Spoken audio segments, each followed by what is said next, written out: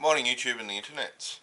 Well, Saturday morning, no, Friday morning, and I'm about to publish the video for the coil packs and why I'm going to do what I'm about to do now this afternoon. But before I do that, what I'm going to do is take these injectors out and take them out for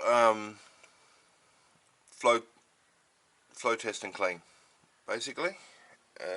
So on this aftermarket rail, we've only got 2 bolts, one under here, one at the back here, with the 2 spacers, and that's it. And then the whole lot comes out.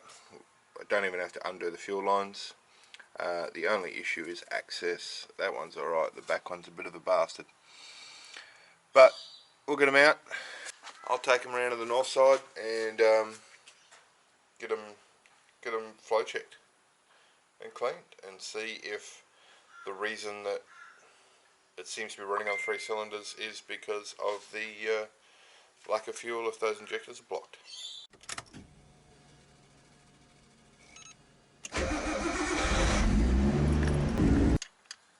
So I'm going to do this a little bit naughty just because of the access, and I can't find my fitting for the hex heads to the socket, so there we go, that one. And see if I can even get onto this one.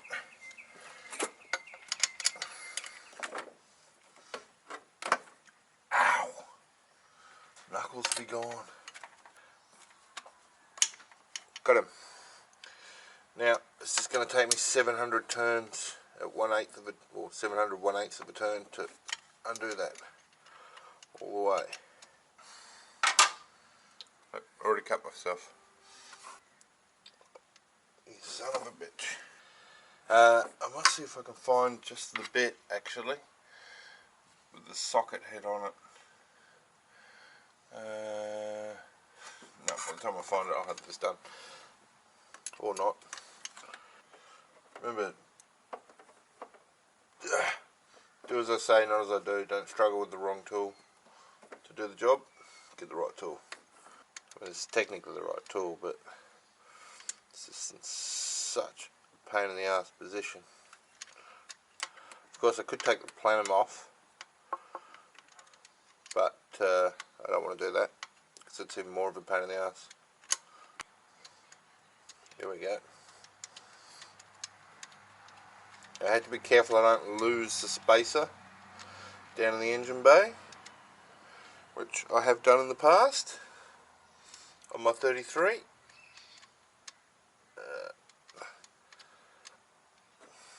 In the case of that, it's a spacer plus 2 washers to get the right spacing.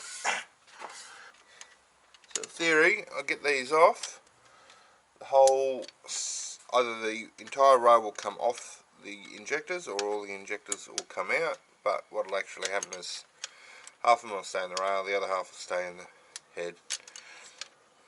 But the important thing is that I will spill fuel everywhere. I'm going to attempt to hold the spacer while removing the bolt. Give a hand under there.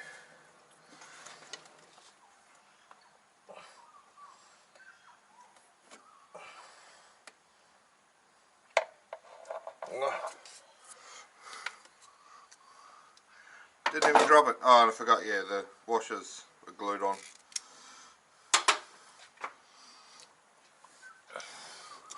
So there was no panic about those. And then this one.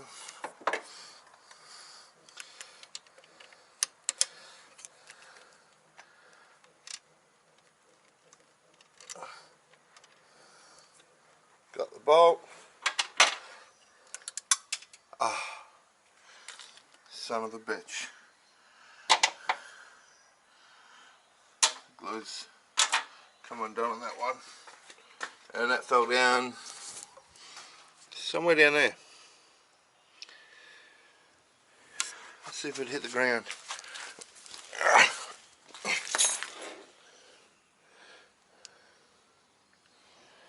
I don't see a washer down here. Do you? Always the way.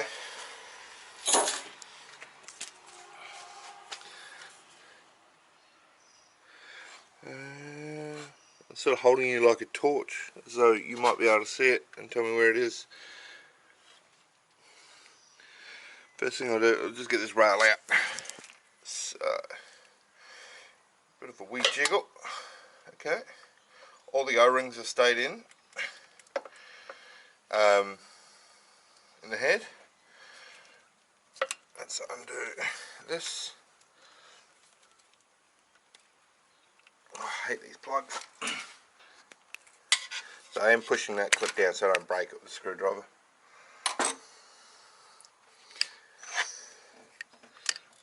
Okay. And we should have enough room here.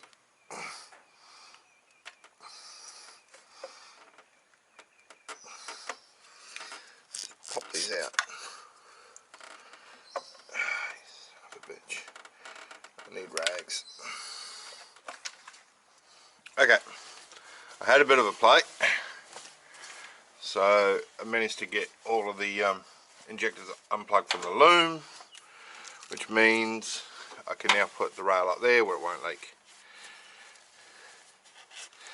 Let's clean up the rest of this fuel spill.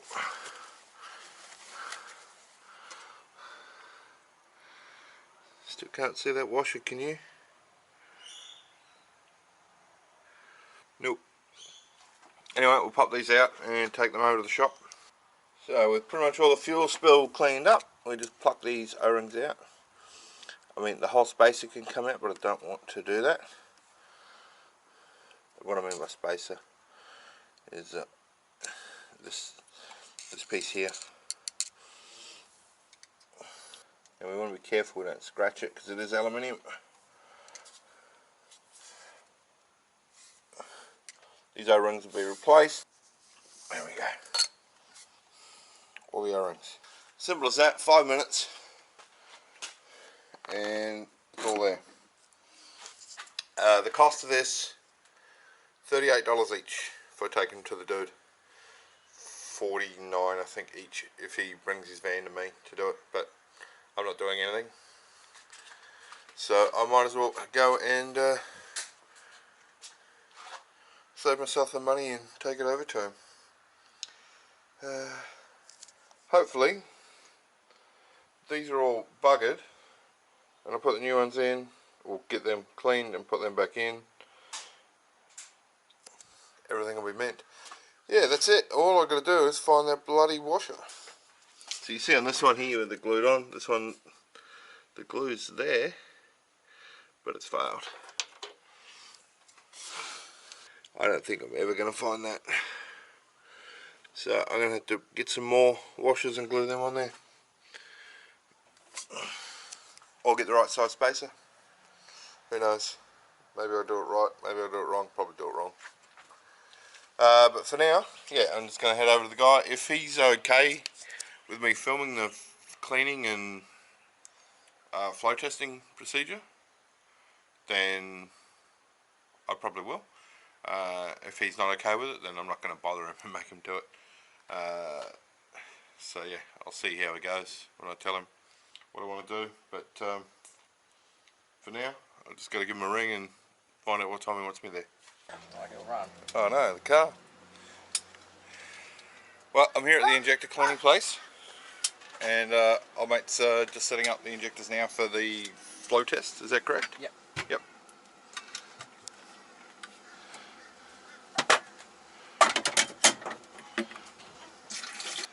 We have checked that they are all pulsing, and we'll see if they actually flow anything.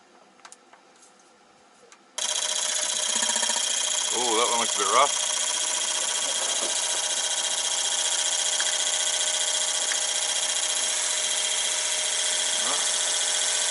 They're all throwing fuel.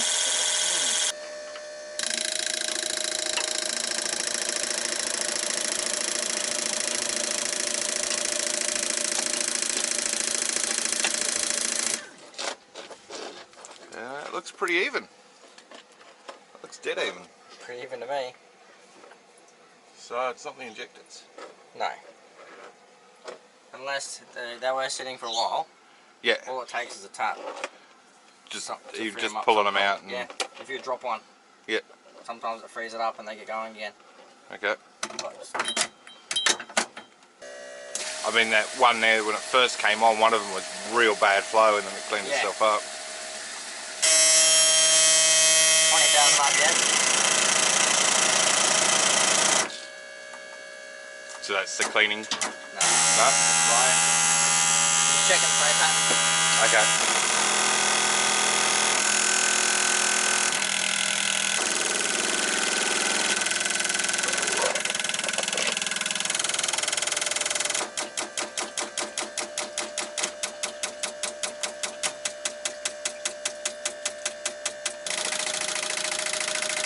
Right, it's a little bit funny there again. Not all done. I've got to clean them.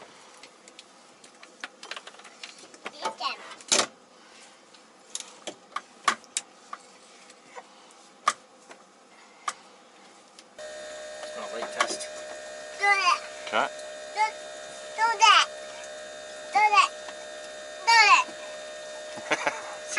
Sit down, please. I know it. Good boy, sit down. More. Yeah. Alright, well, I'm just about to leave the injector cleaner dude. Make sure I get the Brisbane Fuel Injection Services. He was cool enough to let me film the process. These sun sort of came out and started buggering us about, which is cool. That's fine, but I don't want to be showing kids on my YouTube channel. Two reasons. One, as a parent, I don't think it's cool to be showing other people's kids, sort of like in private properties. If you're on the beach filming something else and some kids wander in, you can't do anything about that. And B, like YouTube policies on that sort of stuff are pretty strict and fair enough too. So yeah, I'm just about to go home. So he reckons, and based on at least one of the spray patterns, they were blocked, or had some blockage in them, and just knocking them about has probably freed them up, but the spray patterns were a bit crap to start with, and one of them was definitely sort of not great through the whole sort of thing. They did all flow dead even, so he's given them an ultrasonic bath while I wasn't filming, and yeah, they're good to go. So we'll slam them in and start her up and see what happens. The other thing is I'm trying to secure that coil on plug coil pack tester. Hopefully I'll be able to pick that up Sunday, and which will mean I can test the coils and eliminate them as a source of an issue. So if I've eliminated the fuel and the spark, I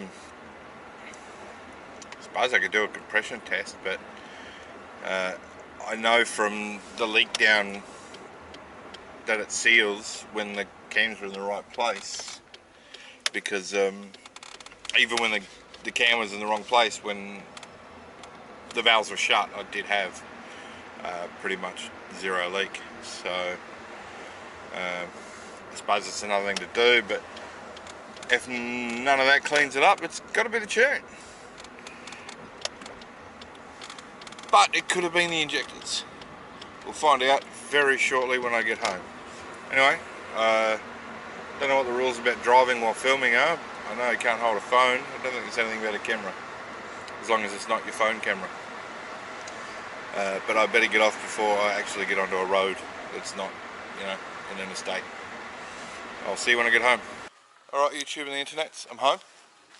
I had to wait for the camera to charge. Must have left it on in the car or something. But yeah, just did something else for 45 minutes. Yeah, it's just jujued up. Time to slam these bad boys in there and see if it runs properly now. Alright, so actually all these were facing the other way.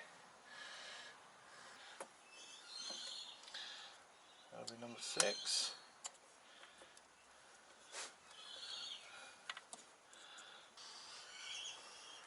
Oh, and before I was saying these were staying in the head, these O-rings. It's obviously not the head. That's part of the intake, not part of the head.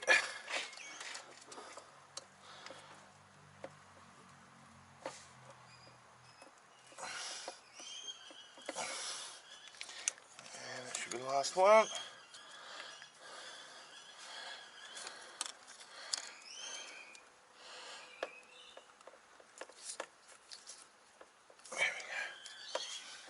Just a simple case of getting that over that nipple and down into position and trying to line up all the injectors at the same time.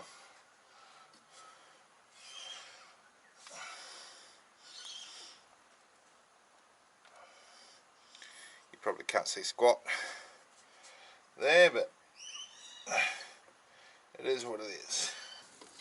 Except there's not enough room for this one. There we go. The sideways action has done the trick there.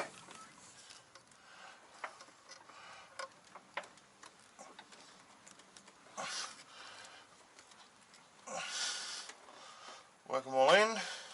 Lovely. Nope. Last one's not in. There we go. Okay. Now, find a couple of washers like those to space this one out the same. Okay. I'm behind the camera. I've got more or less the right sizes here. Just need to be able to hold it in place and get it in.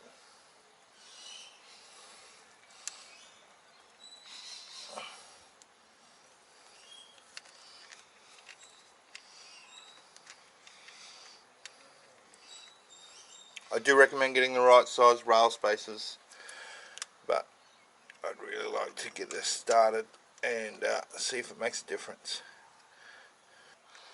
Can't see if that's anywhere near it. I can't see it. Oh, wait, that feels promising.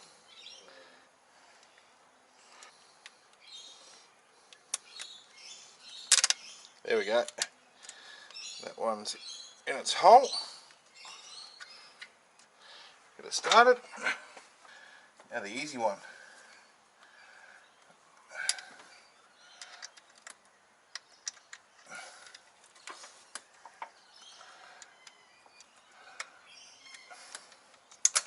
Ah, shit. Of course I dropped it. Oh, it didn't come out. God damn it. So where did it go? Okay, I've got no choice but to get under there and find all that shit now, because I dropped the other bolt, and then in getting this out to prepare to do that, yeah, the other one came unglued. So I've got half the hardware I need down in that engine bay somewhere. Don't know where. Somewhere in there. Probably sitting on top of the subframe is where things like to fall. Nothing ever hits the ground. Ever. So I'll jack her up, get under there, get under the subframe, have a fish around, hopefully find all the bits, start again. So, the very second I reached under, straight away that's sitting on top of the subframe. That's the first spacer thing I lost. Goes there.